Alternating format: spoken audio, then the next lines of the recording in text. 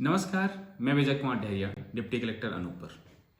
आज आप लोगों के समक्ष पुनः हाजिर हूं आपके प्रश्नों के जवाब देने के लिए।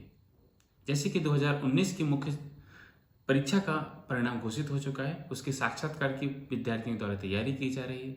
सभी विद्यार्थी सतत रूप से अपना 100% साक्षात्कार की तैयारी में लगे हुए हैं। प्रत्येक विद्यार्थी का बहुत सारे क्वेश्चंस रहते हैं कि हमको साक्षात्कार में किस प्रकार तैयारी करना चाहिए, कौन कौन से क्वेश्चंस आते हैं, कौन कौन से क्वेश्चंस हमसे पूछे जाते हैं, कैसा रहना चाहिए, कैसे कपड़े पहनना चाहिए, किस प्रकार से हमको बातचीत करना चाहिए। इन सभी आपके प्रश्नों का जवाब मैं आज दूंगा।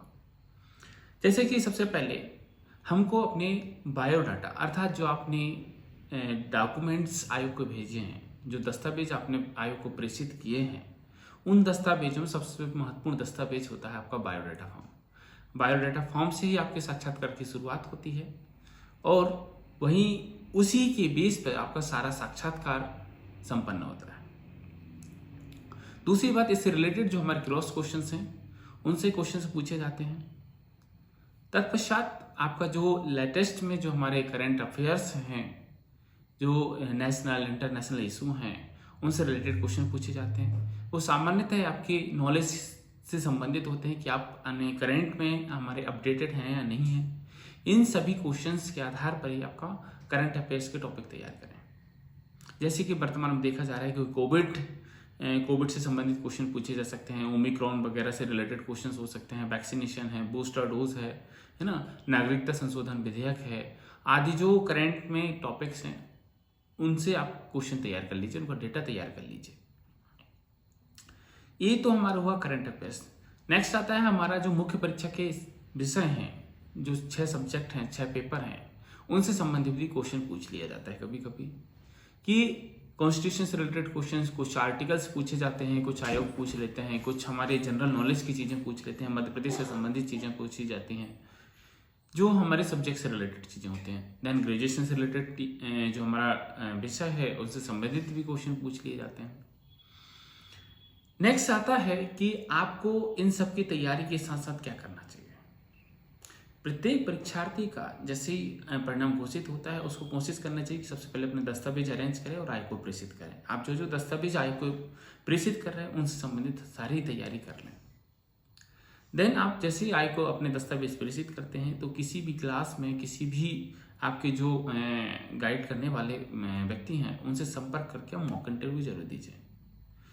जो छद्म साक्षात्कार होते हैं, मॉक इंटरव्यू होते हैं, उससे आपकी कमियां दूर होती हैं, आपका कॉन्फिडेंस लेवल्स बूस्ट होता है कि आप में जो कमियां हैं, जो हेजिटेशंस हैं, वो धीरे धीरे करके उसमें से दूर हो जाते हैं।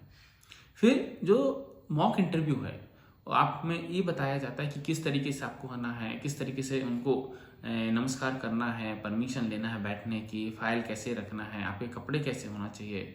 इन सभी की चीज़ों को हमको जानने का अवसर मिलता है हमारे छद्म इंटरव्यू या मॉक इंटरव्यू से।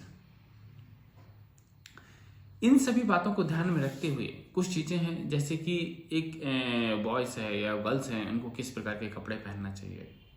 तो सबसे पहले मैं ये बोलना चाहूँगा कि जो बॉयज़ हैं वो फॉर्मल शर्ट पैंट और फॉर्मल शूज़ पहन सकते हैं, या फॉर्मल शर्ट पैंट साथ में टाई यूज़ कर सकते हैं, या आप कोट ब्लेजर भी यूज़ कर सकते हैं। पर इनसे संबंधित बेसिक क्वेश्चन आप तैयार कर सकें कि भाई आपने ब्लेजर क्यों पहना हुआ है, आपने टाई क्यों पहनी हुई है, क्या आपको टाई बनता है। इन सभी चीज़ों से आपके क्वेश्चंस जनरेट हो सकते हैं। आप इनको यदि क्वेश्चन के आंसर आपके तैयार हैं तो आप डेफिनेटली यूज़ करें। जो हमने गर्ल्स हैं, गर्ल्स कोशिश करें कि तो फॉर्मल सलवार सूट यूज़ कर सकती हैं या साड़ी का प्रयोग करें।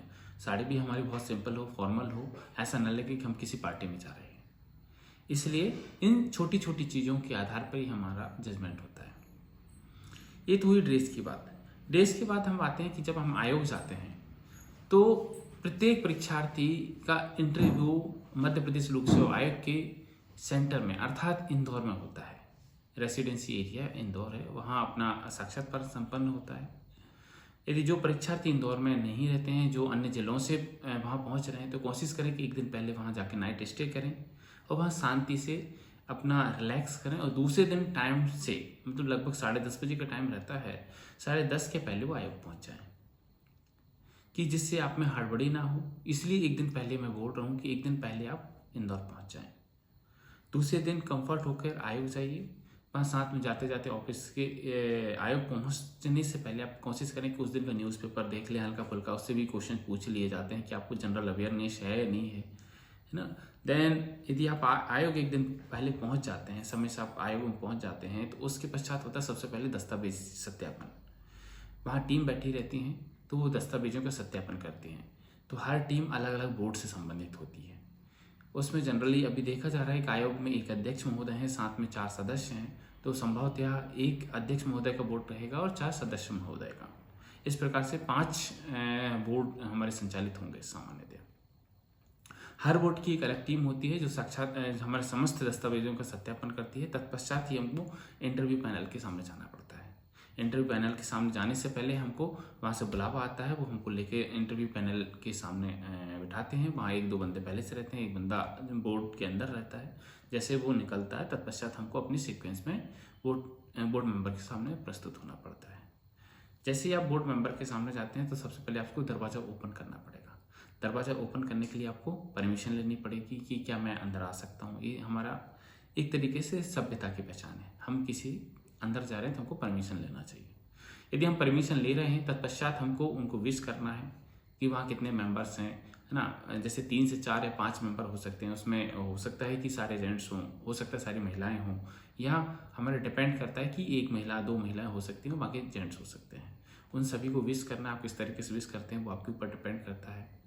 देन उसके बाद आप वहाँ चेयर रखी होगी तो चेयर में आपको बैठने की परमिशन लेना है कि भाई क्या मैं बैठ सकता हूँ, है ना। जैसे ही आप बैठने की परमिशन देते हैं आप बैठिए और एक बारे में ही कंफर्ट होकर बैठिएगा।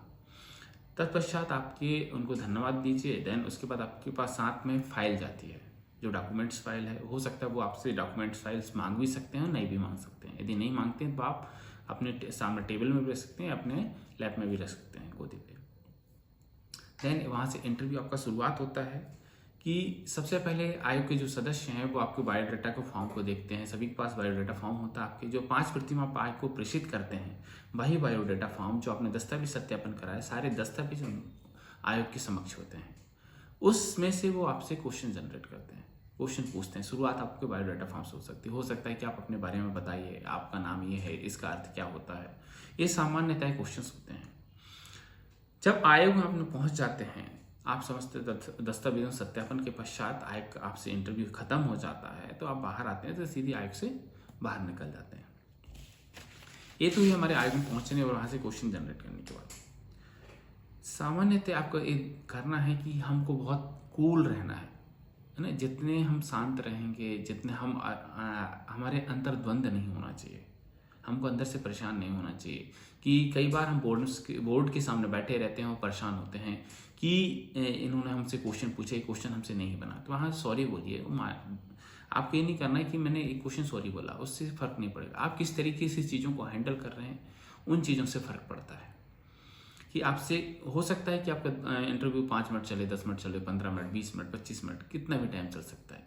आप उस टाइम को कैसे मैनेज कर रहे हैं, कैसे आयोग के समक्ष आप प्रस्तुत कर रहे हैं। एक चीज जरूर कीजिएगा कि सभी परीक्षार्थी आयोग में झूठ ना बोलें, डेटा को गलत ना बताएं। यदि आपको नहीं पता है तो वहां सॉरी बोल सकते हैं, क्योंकि वो आपका इंटरव्यू आपके नॉलेज को चेक नहीं कर रहे हैं, आपकी जो आपका आंतरिक व्यू है उसको जानना चाहता है। आप किस तरीके से लोगों के सामने प्रस्तुत होंगे, जब ऑफिसर बन जाएंगे तो लोगों के साथ कैसा व्यवहार करेंगे, कितना सच बोलेंगे, सीनियर ऑफिसर के साथ कैसा व्यवहार करेंगे, ये सारी चीज़ हमारे इंटरव्यू से रिलेटेड होती है। आप जैसे रूम के अंदर जा रहे हैं, परमिशन ले रहे हैं, आप किस तरीके से आप चेयर तक पहुंचते हैं, आपका आई कॉन्टैक्ट कैसा है, आपसे जो क्वेश्चन बन रहे हैं उन क्वेश्चनों को आप कैसे रिप्लाई कर पा रहे हैं। जो क्वेश्चंस बन रहे हैं, जो क्वेश्चन नहीं बन रहे हैं, दोनों चीज़ में अलग अलग चीज़ होती है। यदि आप क्वेश्चन नहीं बन रहे तो आप परेशान होते हैं, तो वहाँ कैसे आप हैंडल कर रहे हैं अपने आप को, कैसे कन्विंस कर रहे हैं, और जो क्वेश्चन अच्छे से बन रहे हैं आप उनको किस तरीके से रिप्रेजेंट कर रहे हैं। कहीं ऐसा तो नहीं है कि आप बहुत जल्दी में उसे चीज़ों को बता रहे हैं, जो क्वेश्चन बन रहे हैं अत्यधिक खुश हो रहे हैं, ये चीज़ें नहीं होना चाहिए। आपको एक बैलेंस रहना है, हर चीज़ में आपको बैलेंस रिप्रेजेंट करना है। बहुत सारे क्वेश्चन ऐसे होंगे जिसमें से आप ना तो एक लेफ्ट हैंड तरफ से आ सकते हैं ना ही राइट हैंड तरफ, उनको बैलेंस करके चलिए। पॉलिटिकल से रिलेटेड जो हमारे जितने भी इशू हैं उनको कोशिश करना बैलेंस करके चलना है। ये हमारे सभी क्वेश्चंस हैं इंटरव्यू से रिलेटेड। फिर भी यदि आपको किसी को भी कोई व्यक्ति को क्वेरीज हो तो कमेंट करके क्वेश्चंस पूछ सकता है। मैं सभी का कोशिश करूँगा कि रिप्लाई दूँ। तब तक के लिए धन्यवाद। जय हिंद।